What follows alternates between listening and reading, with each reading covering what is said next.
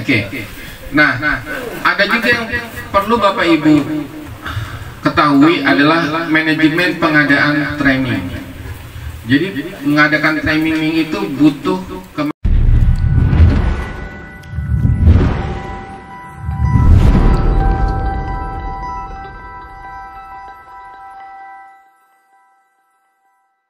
diskusi, lalu nanti PW dan PD akan mendiskusikan bagaimana cara yang paling enak di Kepri atau di tempat lain. Misalnya di Makassar sudah ada Bu Nova ya, alhamdulillah sudah matang aturannya. Lalu juga kita coba kalau sempat simulasi training seperti sekarang nih ya. Ini gimana caranya mengoptimalkan kondisi seperti ini, misalnya kayak gitu. Ya mau nggak mau kita coba, misalnya tutup dan segala macam dan sebagainya, kita simulasi nanti. Misalnya Bapak Ibu sekalian, bagaimana kalau simulasinya di tempat yang sempit? Kalau di tempat di Ustadz Abdurrahman itu ruangannya lebih kecil dari ini, tapi bisa 80 orang yang nonton. Ya Bu ya. Itu gimana caranya kita simulasi itu? Lalu mungkin juga kalau misalkan ruangannya luas atau apa, kita bisa lakukan misalnya one on one simulasi berpasangan atau main kereta-keretaan atau lingkaran. Nah, untuk itu Ibu dan Bapak butuh melihat dan memiliki kreativitas. Kenapa? Agar tidak membosankan dan efektif. Lalu juga saya akan sampaikan etika seorang trainer. Ini yang penting. Jadi Bapak Ibu sekalian, kalau dalam dunia profesional ada 3 segitiga, namanya segitiga KSA. K itu knowledge. K itu apa? Knowledge. S itu skill. Betul nih, udah senior Bapak. Yang A? Ya betul, attitude. Knowledge, skill, attitude. Pindah mana? Oh, tapi ini udah kelihatan, lumayan. Enak di sana. Atau habis asar aja ya? Habis asar aja ya, kita pindah ya. Kelihatan? Gak apa-apa. Sikit-sikit. Oke. Jadi nanti habis asar kita sana. Iya. Knowledge itu adalah pengetahuan. Seperti yang sekarang nih, Bapak Ibu sekarang. Saya akan memberikan dasar-dasar pengetahuan terkait presentation skill, terkait aturan kah, terkait segala macam kita diskusi. Tapi itu baru knowledge. Skill itu apa? Keahlian galak amat tuh. Kaget saya. Saya nggak boleh diomelin sama perempuan. Kemampuan. Iya, keahlian. Bu dokter tuh dia tuh. Saya digalakin Bu dokter terus. Ya, jadi keahlian. Jadi keahlian itu kalau sudah jadi knowledge itu harus dilatih, harus punya jam terbang agar kita lebih mahir. Jadi biar kita pintar itu harus diulang-ulang agar menjadi skill. Di sini siapa yang belum pernah maju presentasi? Ada? Presentasi terus kajian. Iya, pernah biasa ngaji. Oh belum, alhamdulillah. Kok bapak-bapak udah ya? Oh gitu, siap. Nah itu harus dilatih ya. Bagaimana cara melatihnya untuk meningkatkan skill? Kalau misalkan belum bisa melakukan training, sebaiknya didampingi oleh PD sama PW, kan ada bidang diklat ya. Lalu di setiap baksos mungkin ketika ada pengarahan, lalu ada sedikit edukasi kepada masyarakat, tampil gantian ya, tampil gantian, sehingga lama-lama keahlian Bapak Ibu sekalian dalam melakukan training ini akan semakin ya. Saya pernah Bapak Ibu sekalian membawakan paling besar itu mungkin 600 atau 1000 orang lah kira-kira di atas panggung ketika di Kementerian Keuangan. Jadi semua kantor daerah kumpul, lalu saya memberikan presentasi terkait IT. Lalu saya bawa anak buah saya dulu untuk tampil. Saya nggak bilang bahwa semua pesertanya banyak. Begitu naik ke panggung mau pingsan, Bu. Apa lututnya gemeteran? Kenapa? Karena nggak percaya diri. Kenapa nggak percaya diri? Karena dia belum punya skill yang mumpuni. Jadi nanti harapannya Bapak Ibu sekalian, sepulang dari sini ya dipraktekkan lah ya, gitu. Termasuk edukasi kepada keluarga. Nggak apa-apa present. Nanti pun di hari Ahad depan saya akan tampil di apa ya? Di arisan, tapi bukan arisan ibu-ibu. Arisan keluarga besar apa ya? Wali muridnya apa ya? Anak saya punya teman, temennya punya ibu, ibunya punya keluarga besar. Nah, itu dia. Punya kawan, kawannya temen. Nah, kira-kira begitu. Nggak apa-apa. Apapun yang itu dilakukan nggak apa-apa. Jadi agak maju dikit. Oke. Geser siki ya.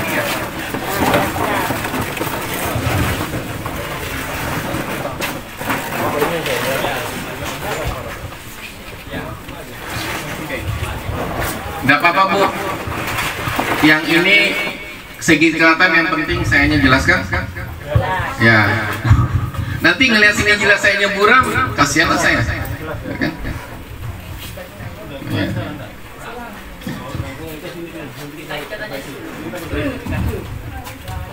Oke, kita lanjut ya. Jadi nanti setelah jadi trainer, jangan pilih-pilih mentang-mentang trainer. Saya trainer, bayarannya 2,5 juta. Memang secara aturan ada minimum 2,5 juta. Kenapa dikasih tahu begitu? Karena kadang ada IO yang minta, Pak. Ketika IO minta, Bu, kita tanya, memang berapa harganya? Kan? Ya 2.500.000 per hari misalnya begitu. Tapi kalau antar kita aja enggak lah, gitulah. Ya biar nggak apa ya, biar kita punya marwah di tempat lain, kira seperti itu. Nah, berkaitan dengan itu juga, selain simulasi training, maka saya juga akan menyampaikan etika. Nah, etika ini yang luar biasa penting, karena seorang trainer itu apapun omongannya didengar sampai di depan. Salah ucap jadi hujah, bahaya. Ya. Kayak seperti itu ya. Jadi jangan sampai nanti menjadi trainer kita asal ngomong tahu salah gitu. Itu yang juga diberikan. Terus jangan terlalu apa ya, merasa paling senior. Ada di beberapa tempat merasa paling senior. Jadi begini, contoh ya, yang junior bilang ke yang senior, tolong kawanin saya lah untuk training gitu. Belum apa-apa udah ditanya berapa persen saya dapat. Ada. Nah, saya biasa training kemana-mana, dia bilang gitu. Akhirnya ributlah mereka berdua. Kenapa yang junior merasa dia yang mulai mencari pasar, yang senior merasa saya yang senior, kamu nemenin saya gitu. Akhirnya ributlah berdua gitu. Ini saya cerita kejadian-kejadian benar ya, bukan kejadian-kejadian yang bohong. Kira-kira seperti itu, ya. Banyak hal. Atau misalnya contoh nih, sudah ada arahan dari PD sama PW ditunda dulu pelatihan. Kenapa? Karena satu dan lain hal. Lalu ngadulah ke saya, ya kan? Minta pelatihan, izin pelatihan. Udah tahu PD dan PW bilang jangan dulu misalnya. Saya nggak tembus langsung bilang Ustadz, ya Ustadz bilang ya silahkan adakan pelatihan gitu kan. Akhirnya dijadikan, akhirnya berantem lah. Ada yang begitu ya. Jadi percaya saja sama PD dan PW ya, lalu siasati, kira-kira seperti itu. Lalu ikuti. Ada yang begitu, Pak, dan banyak hal. Jadi akhirnya setelah trainernya, setelah TLT bukannya tambah semangat, akhirnya di daerah itu hilang trainingnya hilang dan cenderung pecah. Wah, alhamdulillah. Sip. Oh, diganti ya. Oke. Nah, ada juga yang perlu Bapak Ibu ketahui adalah manajemen pengadaan training. Jadi mengadakan training itu butuh kemampuan manajerial.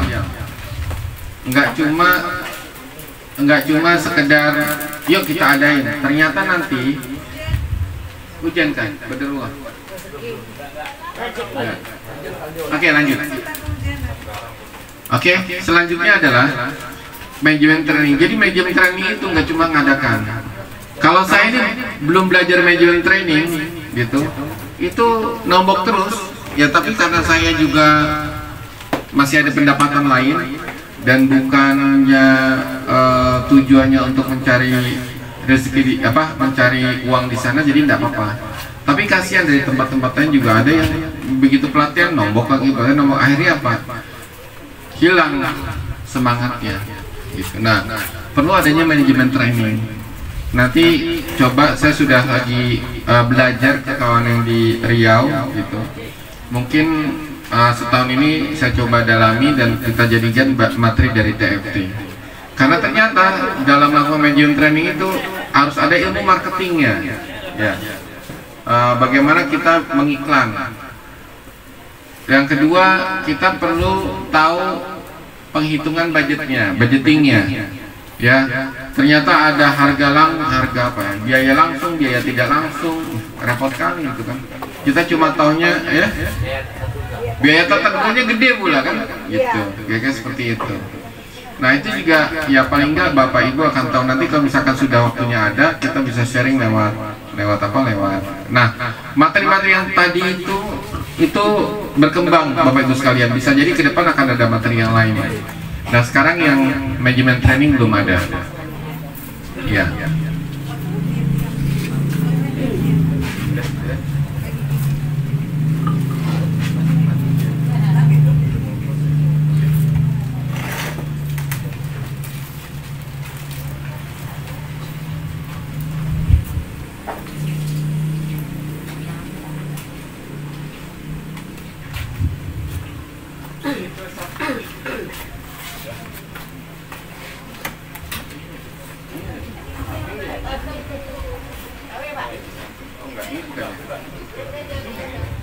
Oh, ini dari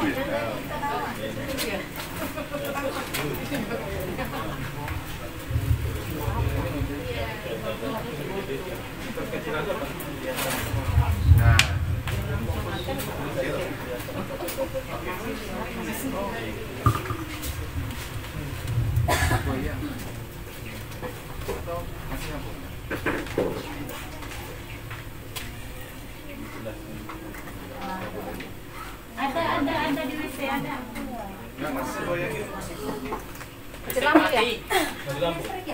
Ya, dulu pakai makan ini masih. Oh, enggak. Ya, oke.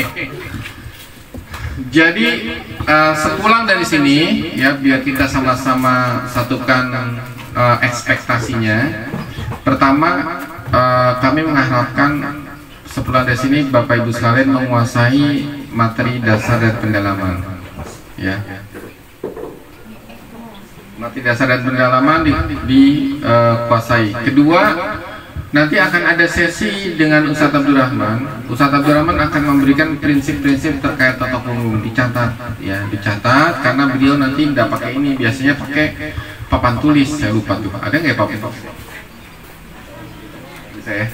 Oke, dengan papan tulis dan dicatat itu tuh, dicatat, lalu nanti itu bisa menjadi bahan kita untuk memberikan training. Lalu dengarkanlah materi-materi dari Dr. Olaka, Dr. Yerinka, Dr. Marino rahimahullah, Dr.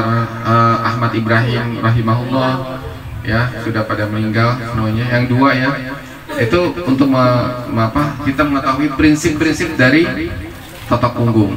Ya, jangan cuma deliver training, memberikan training tapi tidak tahu materinya. Lalu yang ketiga, mengetahui dan bersedia mematuhi aturan pelaksanaan pelatihan dasar. Jadi ya nanti aturan dasar ini saya coba bagikan, tapi nanti juga itu dikomunikasikan dengan PD dan PW-nya. Jelas. Jadi tidak hanya mengetahui tapi juga memahami. Nanti boleh ada sesinya kalau misalkan butuh dengan saya dan dengan Pusdiklat gitu, karena ada 10 halaman kalau salah, ya. Lalu juga menguasai teknik dasar komunikasi dan presentasi, lalu memiliki keberanian untuk tampil. Jadi nanti Bapak Ibu sekalian dalam 3 hari ini, 4 hari ini akan ada sesi tampil satu-satu. Tampil satu-satu, nanti satu-satu akan saya berikan masukan mana yang harus diperbaiki. Dan mohon Bapak Ibu sekalian jangan baper. Jangan baper.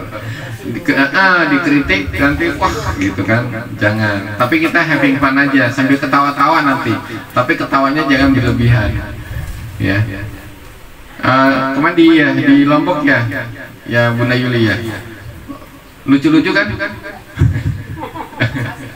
lucu-lucu, ya. Lalu kelihatan ya, ya belum, sebentar. Alhamdulillah, syukur Mbak.